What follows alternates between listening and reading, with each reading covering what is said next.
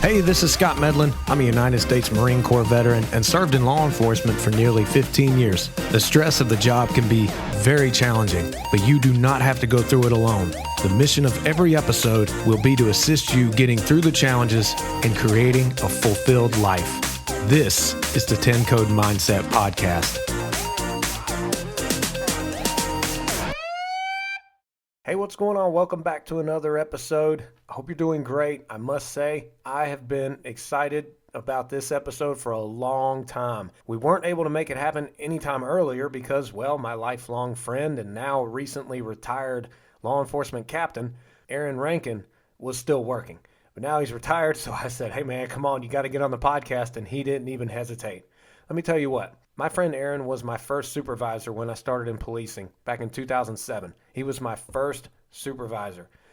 He's been a friend ever since, but he had a great career overall, but he made mistakes, just like anyone. Nobody's perfect. But the thing is, he bounced back. And he was one of those leaders where if someone saw him coming, it wasn't one of those people of rank that all the junior officers or all the other non-rank officers would turn around and go the other way to avoid him. Absolutely not. He was one of those where if he showed up on scene, we knew he was going to take care of business and do it the right way. He was one of those, if you needed to talk to somebody, you could go to him. He was one of those that led people. He led police officers. And considering he recently retired, he's going to be sharing lessons he learned along the way, as well as giving profound advice to those of you still in the profession. Here's my interview with Aaron. Did it set in like the first day after you woke up after retiring and like, wow, I don't have to put on a police uniform again after 30 years? No, honestly, it's taken about a month. I think different things have to happen, like when the first retirement check shows up. All right. When the first supplement check shows up and you realize you haven't gone to work and you got a check. Mm-hmm. I think more importantly, because you know me, I'm always out and about doing. I just got back from California from a dealer visit and realized on Monday I didn't have to go put the uniform back on.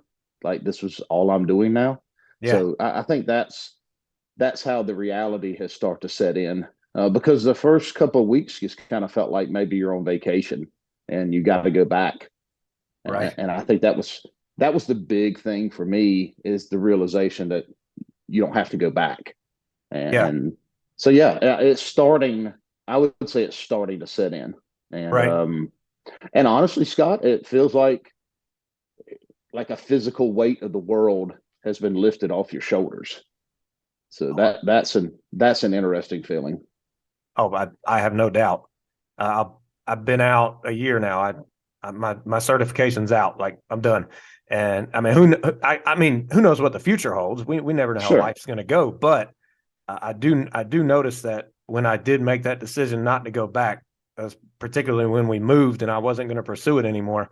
There was still this just kind of weight taken off. So I get it. Right. Which is why I tell police officers, whether it be deputy or federal, whoever, law enforcement in general, it's that much more important when you are on the job to put in the time for self-care and to have hobbies outside, and don't let it become your identity, because you're going to have that weight on you and you need to be able to keep it going. So, I mean, what kept you going for 30 years? Well, you hit on one of the main points. Is a long time ago, I had a captain who said to me, you have to find something to do that's not directly tied to the badge. Mm-hmm. And whether it's a hobby, a second job, a civic group, whatever the case may be, just so you can stay in touch with the reality. And I call it a reality. It's other people's reality, but there's the reality of law enforcement, and then there's the reality of those who are not in law enforcement. We used to joke it's those who watch the news and those who are the news. So it's along those lines, to where you can keep in touch with why people think the way they do, why they say the things they do. But if you stay only inside of the law enforcement circle your entire career, it's going to be a difficult transition for you when you either decide to leave the career, retire from the career, whatever the case may be. And I think that was the best advice I've ever been given. So I've always tried to find, instead of doing off-duty jobs that require you to stay in the uniform 24/7, finding off-duty jobs that are not tied to it. And that I truly think that was a huge benefit or help to me to get through this, Hmm. to have a better understanding. And that can include just if you're religious, is joining a church, or becoming involved, and just listening to people who have, I would call them, normal problems. Yeah, Where true. we as law enforcement, all we deal with is the big problems. If you Hmm. think about it, it might not be a big problem for you and me, but it is a big problem for the person that we're dealing with. Yeah. And that's always a new level. That's just a different level of dealing with things. But it really does help you when you leave the profession to be able to deal with the problems of the world, because to you they're like, that's no big deal. I mean, it's not like we're serving a search warrant, right? Yeah. Very true. it, it's we ran out of paper at the copier. It's okay, we'll survive. um, Tell me you have a good life without telling me you have a good life. that's right. That's right. But it's just interesting. And when you think about the career itself, and you and I talked about this a little bit before, but another huge piece of advice that I say unfortunately, but I can share it now. Unfortunately, I didn't hear this until later in my career, and I believe it would have helped me exponentially had I heard it earlier. I attended a leadership training held by LEDA, so it's the FBI training center, and it's a 3-part leadership class. It's actually called a trilogy. And in the first class, now you got to remember, Scott, I'd been a supervisor forever. I Hmm. just got promoted to captain. So I'm like, well, yeah, I want to go because I always think there's something you can learn. And sure enough, the instructor says, when you make decisions, when you make your decision, make it 2 ranks higher than your current position. And and I always throw this out. This is my add on to it. That doesn't mean act like you're 2 ranks higher than you are. Nobody's going to appreciate that. It's in your mind. So let's think about it. If, depending upon how your rank structure is, if you're patrolman, sergeant, lieutenant, as a patrolman, when you're making that decision of whatever it is you're about to do, if you make that decision as if you're the lieutenant, you would probably be amazed how often um, you will not find yourself in the hot seat, that you will not be in an investigation, that you will not be called in by the sergeant, that you will probably be praised, and you will probably have a fruitful career following that simple advice. So here I am as a captain, and in our rank structure, it's captain, chief deputy, and then sheriff. So I knew right then and there I need to make decisions as if I was the sheriff. Yeah, true. Wow. Again, again, I didn't go around acting like I'm the sheriff. That's not a good thing to do. I mean, but I don't know the sheriff would appreciate that, but the sheriff appreciates that if my decisions equal his decisions, probably going to be in pretty good shape. And how, Scott, think about that. How simple of an advice was that? Um, I mean, it Yeah. was a 30-second statement that can get you through a 30-year career. And I think back on my career and how often that little tiny bit of knowledge would have kept me from those times in our career that we were like, oh man, I wish I could have done that differently, or I should have done that differently. And that's the advice that I brought back and I try to share with so many folks. I mean, because it is a long career, as you well know. Whether you serve 20, 25, 30, if you serve 5 years, it's a long career. But and it's challenging, as you well know. So we have to do things to keep us out of that hot seat because we're in it all the time. If you think about it, I mean, you're always in the hot seat in this career, whether it's the public, whether it's the administration. There's not many of us, and Scott, you'll appreciate this. So when I was promoted to captain in my last 18 months, I sat down one day and I went, uh, I am now the admin. I'm the admin that I always used to say I'd be more comfortable stopping a carload of terrorists with AKs hanging out the window than going up to the sixth floor and seeing the admin. And I was like, oh goodness. So yeah, you got to think about that, and I think the advantage of that too was as administration or as part of admin was keeping that in mind, and we were very fortunate. We had a sheriff that truly cared about the line officer down to what type of shoes they wore to work so that they could be comfortable. The small things that you tend to forget if you're not out there every day on the front lines. So, I mean, that's kind of how it's been. And I'm grateful. Did I always make the right decisions? No. Did I always do the right thing? No. Did I always say the right thing? No. Did I always try to learn from every incident? Of course. Did I ever go to work trying to go after somebody or create drama? No. And that's another part, Scott, and not to go on forever, but No, please do. I think another thing I learned in my 30 years is how we as police officers, we tend to create drama when there is no drama, but we'll be the first to say we don't like drama. Yeah. And I think what happens with that is we deal with it so much that when it's not there, we almost need it to survive. And that's unhealthy. You talk about this all the time. You talk about the mental health of officers and the physical health. But I think one of our biggest mental health challenges is we can't get out of the orange or the red zone. We just can't. It's like it's not okay for things to just like nothing's going on. We, in my career, Scott, I changed to another agency, and the agency I was with, I felt was very stressful for many different reasons. And the agency I went to did not have as much stress, or I didn't have that feeling, if that makes sense. Mm-hmm. But I was bothered for a long time. I was mentally challenged for more than a year because the stress wasn't there. So I stressed that there wasn't stress. Yeah. And how unhealthy can that be? I mean, the phone would ring and you'd freak out. Right. I said in my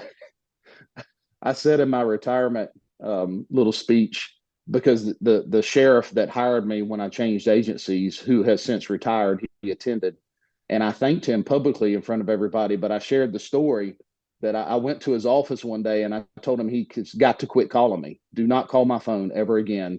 Just send me a text. And he's looking at me like I've lost my mind. I said, when the phone rings and it says sheriff, I'm like, my heart just pops out of my chest and my brain goes a million miles an hour. And he would literally, Scott, he'd go, "Hey, Rankin, you still fix cell phones?" And you'd have I'm an like, adrenaline dump. but I realized, that's my point. I realized, holy cow, look at the stress we put ourselves under. We don't even realize when there's no stress.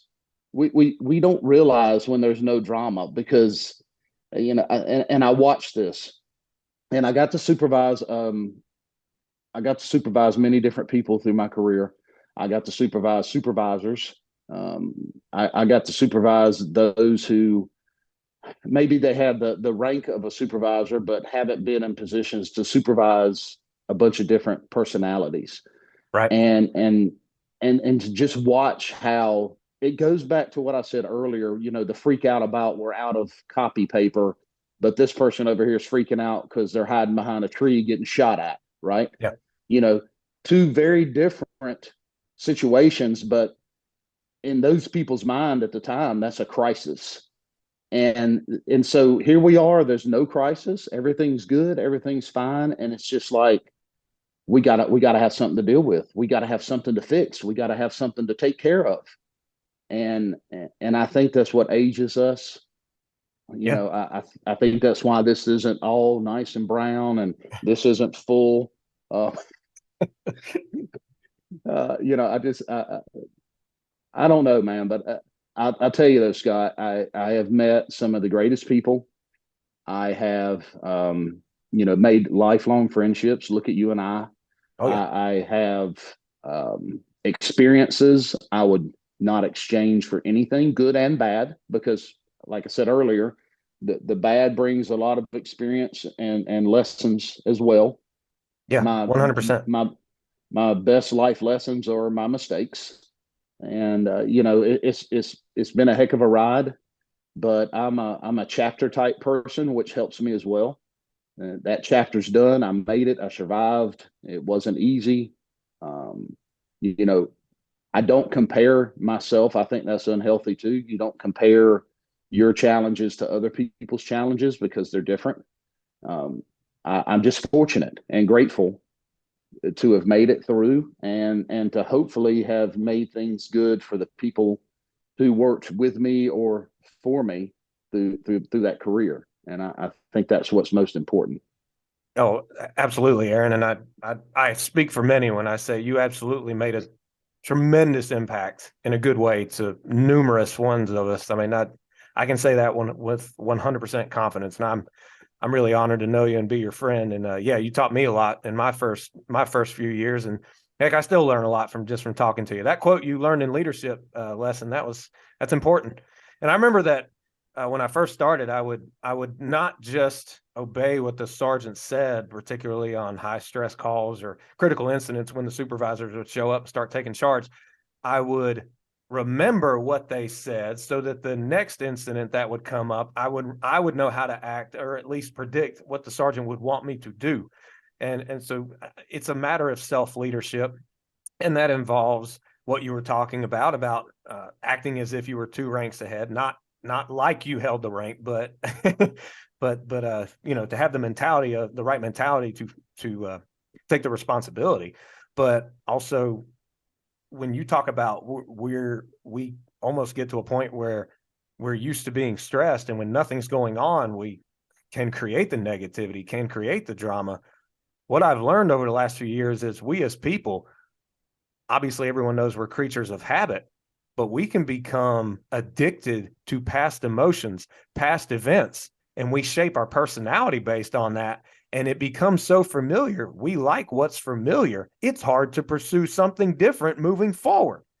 And then you add in the big bureaucracy of a police department on top of that when it comes to change. Oh man, it can be very, very tough.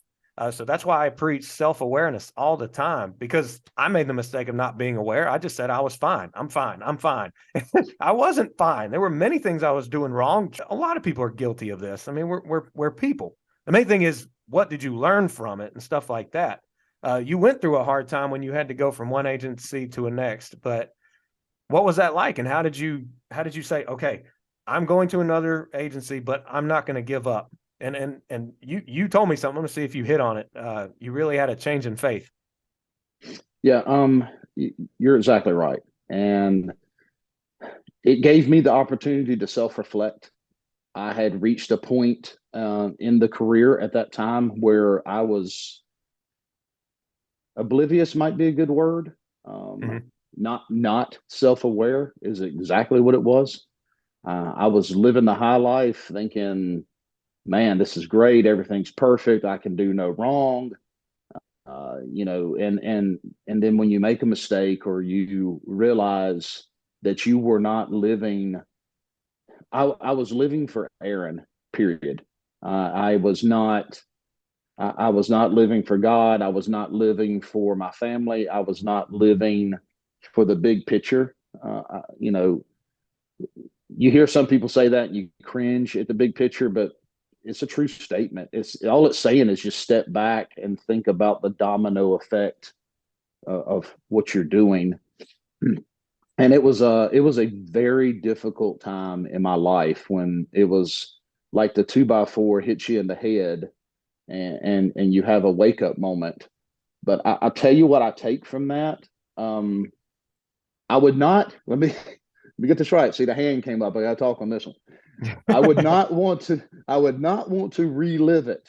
Um, but I am grateful that it happened because I learned more life lessons in that incident or that situation than ever I think I could have learned in a lifetime of events. Because again, it brought me back to church. It brought my family closer together. It allowed me to completely start over. I was 17 years and had to start over. I remember when I went to the sheriff's office, I think the first day they handed me a set of van keys and they were like, go get 8 inmates out of the jail and drive them down to Charlotte. And I was like, why? Why do we do that? What are you talking about? Right. I didn't come from that environment. I didn't know what they were talking about. I thought I was getting punked. Uh, but it was a real thing. But it allowed me to go back to being, I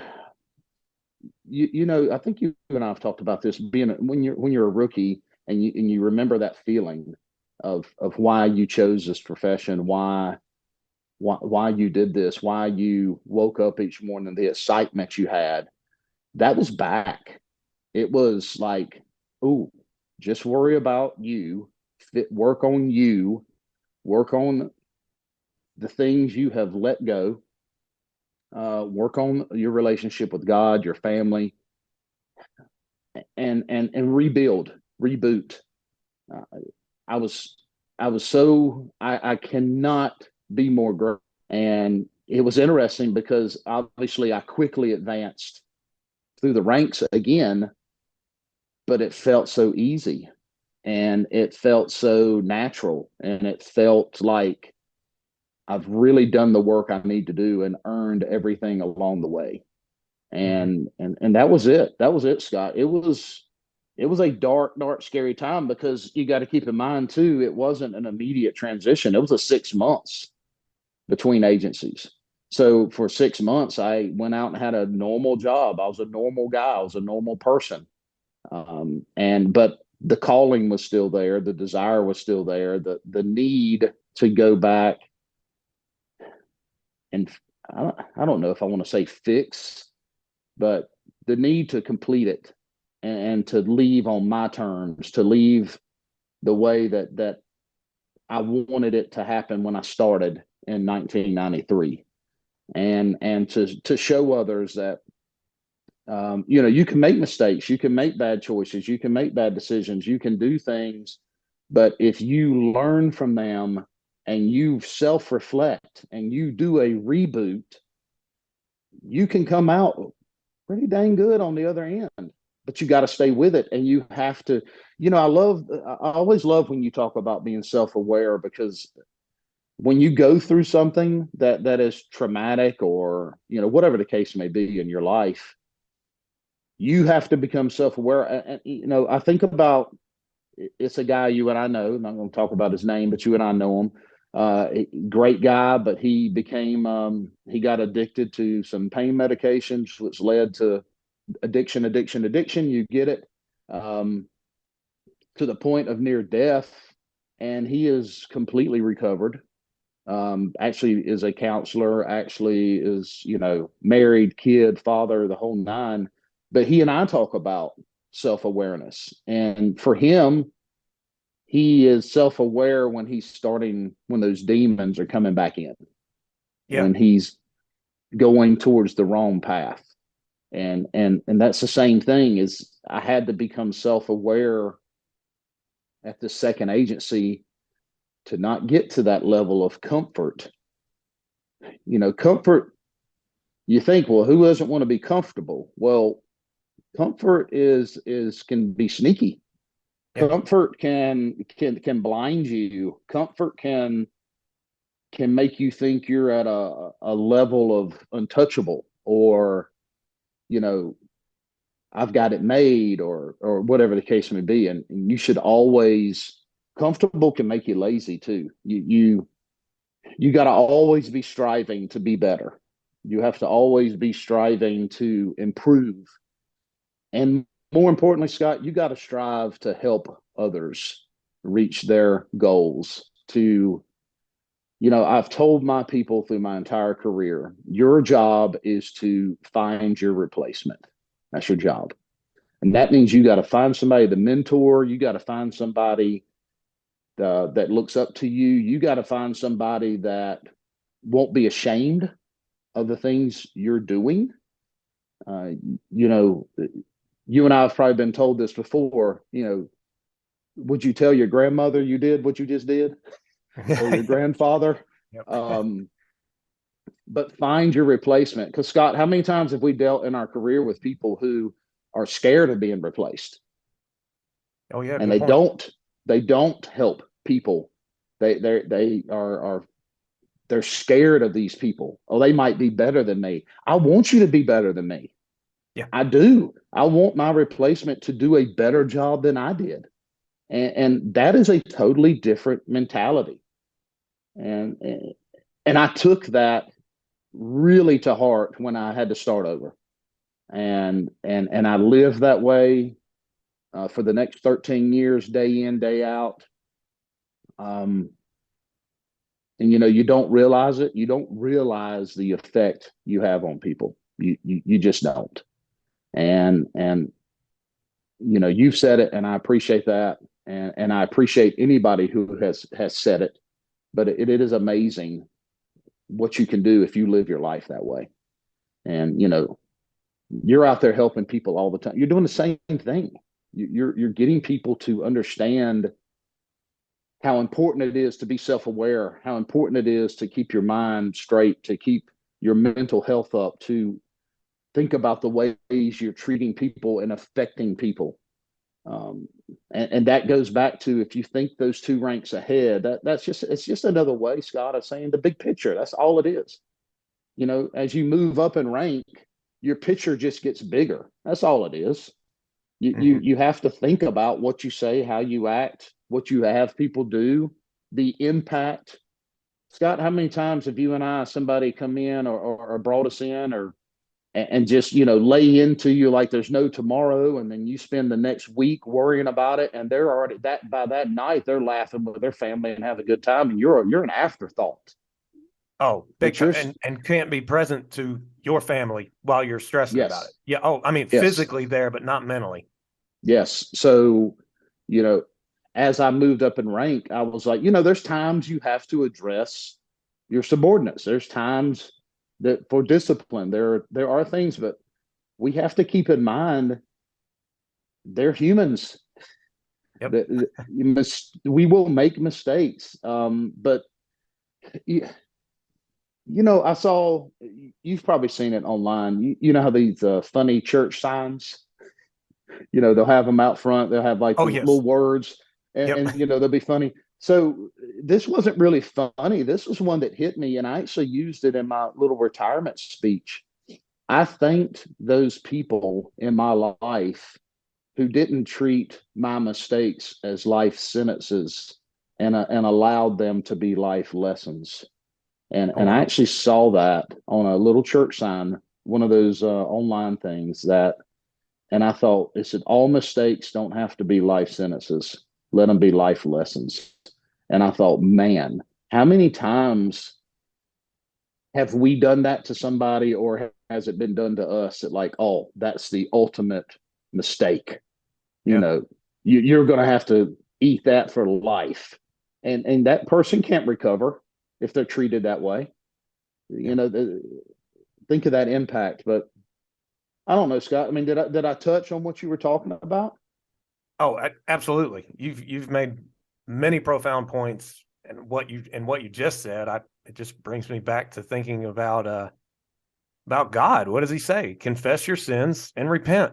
I really appreciate you bringing up all these lessons you learned over a 30-year career, not just about the job, but about the person, because you are now retired. You no longer put on that uniform. It's more important that you remember who you are as a person because, well, I mean, I remember when I worked canine, I let it become my identity. And when I had to resign to save my marriage, I sank because I didn't know who I was. But all these things you just talked about can really help a person remember who they are and the big picture, just like you said.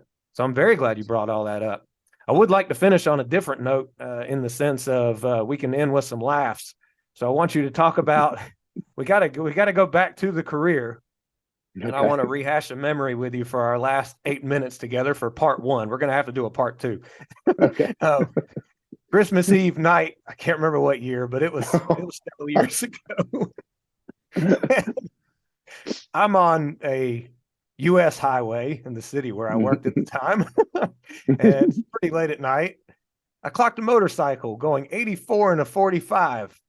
Well, caught up to him at a red light, put on the blue lights after calling in the stop. Needless to say, he didn't stop. He just cruised on into the next city at probably 100 miles per hour. And we had a chase policy. I couldn't go after him. So anyway, went on with my life, turned the lights off, and went back into town. And I'd say, what, 20, 30 minutes later, you give me a call. Hey, man, what'd that guy look like who rode off from you? What was it? What'd that bike look like? And I said, well, it was blue and black and white. You said, I got him. So I pulled up to the mall where you met me. Yes. You were out with him before I was, but we had interrupted a intimate moment he was having with a lady. And he's mouthing off to you, and I'll never forget you saying to him. Now remember, this is Christmas Eve night, everybody. I'll never forget you saying to him, "Son, please give me a reason to have Santa visit you in jail tonight." Oh, yes. And then, I mean, he was denying it was him though, and Of course. finally, yeah, of course. But so what solidified the case for some very good probable cause was when the girl got out of the car and said, "Yeah, I saw him take off from you when you tried to stop him." Yes. Oh, it was Just, in and I, the movie theater parking lot of the mall. I'll never yeah, forget it. It was so hilarious. Yeah, and I remember the look on his face when she said that. She had no clue. Oh my gosh, that was the best. Yes, I remember that. I was so excited to pull up and see that bike next to that car. I mean, because think about it. I mean, where we lived, it's not like people out riding a motorcycle on Christmas Eve night. So right. it wasn't rocket science. Oh, but that was hilarious. Yes, what a great memory. See, those are the ones. I mean, I mean, you've written a couple of books, but I mean, these are the things that people make up, and we don't have to make them up. That was, oh my gosh, what a great memory. Oh What a yeah. great memory. Oh, and that's one of only a few, as we know, that we laugh about. Oh yeah, Uh, yeah. We definitely have more, and but I think it's stuff like that that makes it all worth it. Plus the life lessons you learn over a long span of the career, whether it's the full 30 or like I did, I was nearly 15 or heck, just like you said, someone who does 5. It's just policing exposes you to so much so fast. It's mm, really important to cherish the good times, never stop learning, and then don't forget who you are as a person. And therefore, since you are a person, you're not perfect, so you have to keep mm, growing as a person, and it'll only help you in the career. But gosh, I had to go over that story. I mean, that was just too good not to tell. And one last thing about that, when I was doing the intox, because he was intoxicated, when I was doing mhm. the intoxilizer at the jail, he was on the phone with a family member, and he said, well, he didn't confess to me, but he said on the phone, well, I wouldn't do it on purpose. uh, You're yeah, it just kept self-incriminating going. yourself. Just it just kept going. Yeah. But Aaron, I appreciate it. I look forward to part two. There has to be a part two. Absolutely. Hey, uh, I'm for, retired for, now. I got a little time on my hands. yeah, you do. You do. For those that are still showing up in a very tumultuous time for law enforcement, where there's that blanketed hate and there's a lot of internal stress within the four walls of an agency going on. What advice do you have, particularly for the officers who feel like they're struggling and they're alone? I think that's where it comes down to. Look, you've, you know, you. I need to send you my retirement speech. I think you would like it. I took a lot from a lot of years and tried to put it in 15 minutes, but I'm sure it was great. there is some power, Scott. There is some huge power, and I'm guilty of not doing this often enough. You know, checking on each other. The power of this, Scott. Um, Man, are you okay? Is everything okay? Is there anything you'd like to talk about? Is there anything? I mean, just giving people, as police officers, we were trained forever, and I still think it's a unwritten rule that you join the profession to be and deal with the worst of the worst. That's what you that's what you deal with. You're rarely called to come by and get a piece of cake at the birthday party. That's usually not what you're called for. Yeah. And we bottle this up. We feel a necessity that we just have to be tough, that we can't have problems, that we're the problem solvers, not the problem makers, and that is a heavy burden. And if we don't take care of each other, there's many definitions of a thin blue line. I think of that thin blue line as more of that heartbeat. And if you're not checking the pulse of your buddies and your coworkers, and seeing if they just on cruise control, or are they taking on the world like the world's their enemy? They're not. You got to just check on each other. You have to remember the power of pulling up to that door to door and just going, "Hey, man, are you okay? Everything good at home?" Those are the things that are happening, and if we don't do that, we're hurting ourselves. And that's where I go back to the very beginning that we talked about. Also, find people that are outside of the profession to have relationships with. That's so powerful. And I know nobody wants to hear that because we're all comfortable. You know, the comments and the jokes and the statements we make as in our police circles would totally traumatize people that are not in that circle. They're like, 100%. "Oh my gosh, that's not funny. That's scary." And we're laughing because that's how we dealt with Yeah. things. Mm-hmm. But you got to have those people. You got to have those relationships that are outside of this profession. But, Scott, that's a long way of saying check on each other. Don't wait Yeah. on somebody else to do it. Don't expect somebody else to do it. Just be that person. You don't have to nag people. Be genuine about it. And more importantly, be willing to listen when they talk. And don't listen for your opportunity to speak. Listen to hear what they're saying. And you know what? If people need help, get them the help. Go with them. Amen. Support them. Holy cow. That is, Yeah. you know, you've talked about it. Very few people talk about it. It happens to our military, and it happens to our law enforcement. It happens to our first responders everywhere. And suicide is a real thing. And I can't help but wonder how many that simple, are you okay? And, Very and true. that's what I want us to do. And that's the advice I give to the new people coming in. Bring that spirit. Don't lose it. Well, as I said during the episode, there has to be a part two. I can tell you right now, there will be a part two. Thank you for listening to this episode. I hope you enjoyed it. Do not forget to check the show notes below for valuable resources for you. Also, the 10 Code Mindset course to help you to stop surviving and start thriving is now available. Go ahead, invest in yourself, be proactive. And if you're already in a spot where you're struggling, like I was at one time, Take action now. I'm here to support you, and I'm going to share with you something and a lot of information actually that I wish was available to me when I first started. You've got this. Take action. I don't know how much longer the price is going to stay at its current amount, so go ahead and click the link below in the show notes, and I look forward to talking to you again in the next episode or seeing you inside the platform for the course. Take care, and may God bless.